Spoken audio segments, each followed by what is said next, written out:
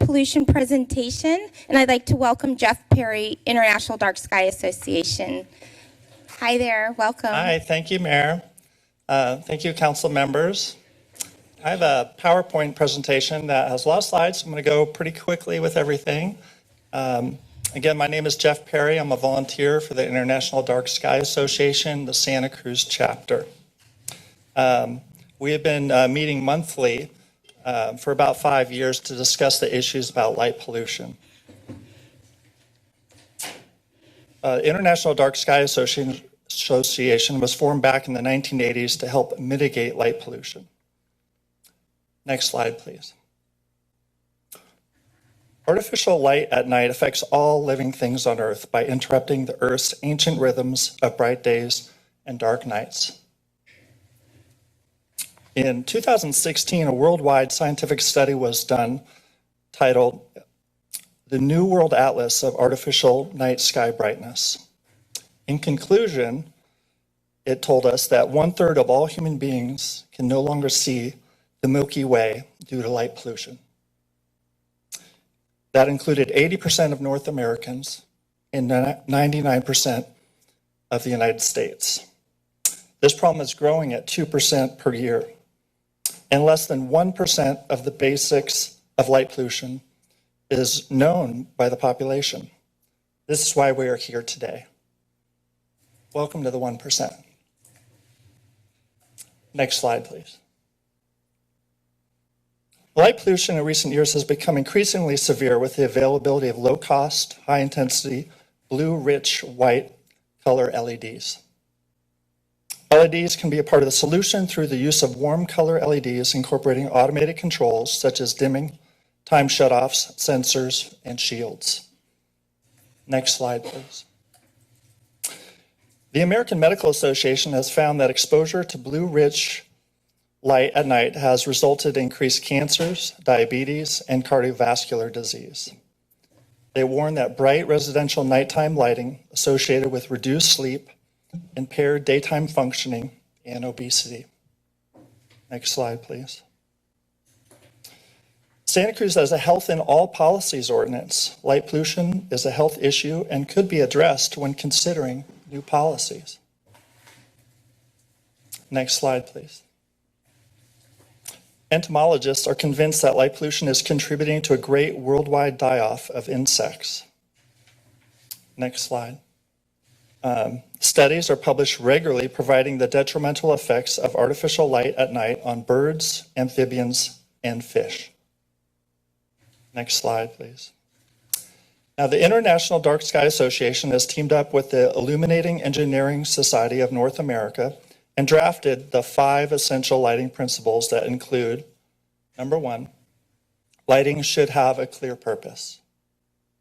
Number 2, lighting should be directed only where it's needed. Number 3, lighting should be no brighter than necessary. Number 4, lighting should only be used when needed. And number 5, the warmer color lights, use warmer color lights where possible, 3,000 Kelvin or less. Next slide, please. Now, who here has been kept awake by light streaming into their bedroom window at night? Nobody? Yes, me too. Me too. This is a prime example of light trespass when light is falling outside of the property boundary onto another property or home or sensitive environment. Next slide, please. This is one illustration to show how important light fixture shielding is to prevent uplighting, glare, and light trespass. Next slide, please.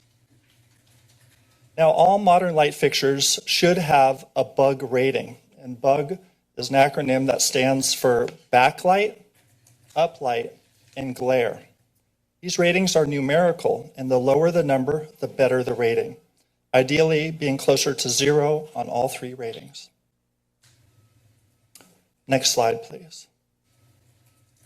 Now, brighter lights do not always mean increased safety. Lighting directly shining into people's eyes, called glare, can decrease visibility and safety. Glare is especially concerned for the mobility of disabled people and those over 60 years old. Motion sensor lighting is a better deterrent to crime by alerting others that there is activity in the area. Here are a number of studies I will not recite to save time, but you can find them on our website, darksky.org. Next slide, please. Now, unshielded light fixtures causes glare and increased contrast between the light and the dark. Next slide, please. By shielding the light fixtures diminishes glare and focuses the light on where it is needed. Next slide, please. Light pollution is also a waste of money and energy. About 35% of lighting worldwide is wasted light, shooting straight up into the sky. When we do the math, we spend around $3 to $7 billion a year on wasted light, while adding 15 to 21 million tons of carbon dioxide to the atmosphere each year in the United States alone. Next slide, please. Now, it's the blue-violet short wavelengths that cause the most disruptive to human, animal, and plant circadian rhythms. Amber lights are not as disruptive to the circadian rhythms of all life forms. Next slide. The California Building Energy Efficiency Code, Title 24, gets revised every 3 years and now includes lighting regulations on new buildings to conserve energy and to decrease light pollution. Next slide. Title 24 defined the lighting zones from dark parklands through bright metropolitan downtowns that may help confine light pollution. Title 24 also gives local governments, such as the Santa Cruz City Council, the authority to increase the local stringency and boundaries of these lighting zones. Next slide, please. The Illuminating Engineering Society of North America and IDA came up with a model lighting ordinance. Recently, Monterey has enacted a lighting ordinance, and so has Malibu. Next slide, please. While Title 24 currently does not regulate lighting on existing structures or government buildings, other cities, counties, and regions in California have implemented lighting ordinances to help address the issue. Many towns and regions have found that by carefully designed outdoor lighting and preservation of the night skies contributes to their appeal as a tourist and vacation destination. Next slide, please. The California Green Building Code, as adopted by the City of Santa Cruz Council, also provides regulations about shielding and controls of exterior lighting on new high-rise, 4 stories or plus, multifamily buildings. Santa Cruz has adopted only the most basic option of Cal Green. The City Council has the option to expand the scope of the Green Building Code to apply additional types of buildings. Next slide, please. The 2030 General Plan includes a section for a lighting ordinance. A strong and enforceable lighting ordinance in Santa Cruz will allow our town to contribute to the light pollution solution. The Santa Cruz chapter of the International Dark Sky Association would like to help the City of Santa Cruz implement changes to enhance the experience of nighttime environment for all. Next slide.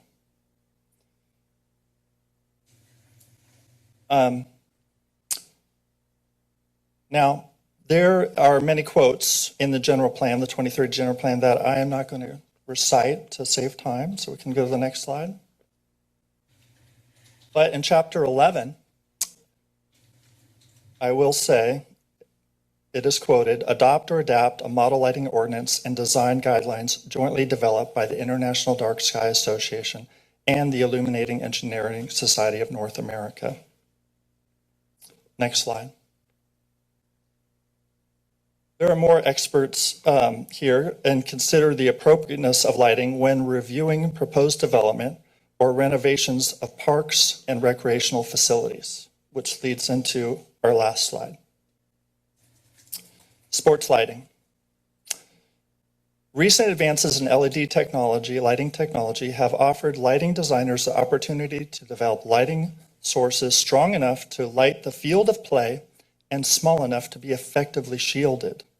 With those advances in lighting technology, recreational sports lighting can be configured and designed to be effectively shielded to illuminate the field of play and minimize or eliminate glare and light trespass.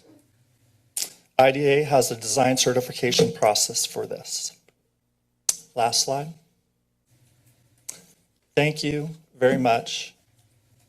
Please let me know if you have any questions or if you're interested in becoming involved.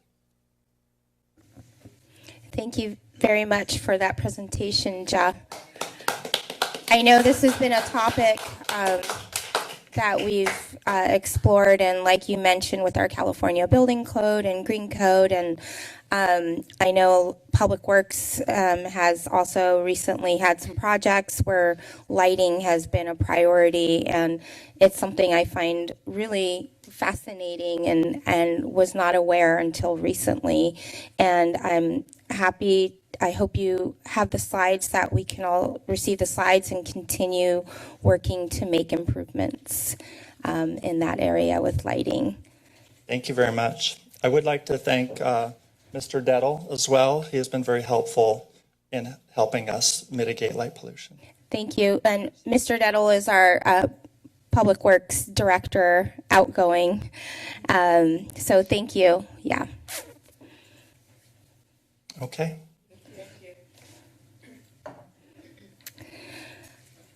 Our next presentation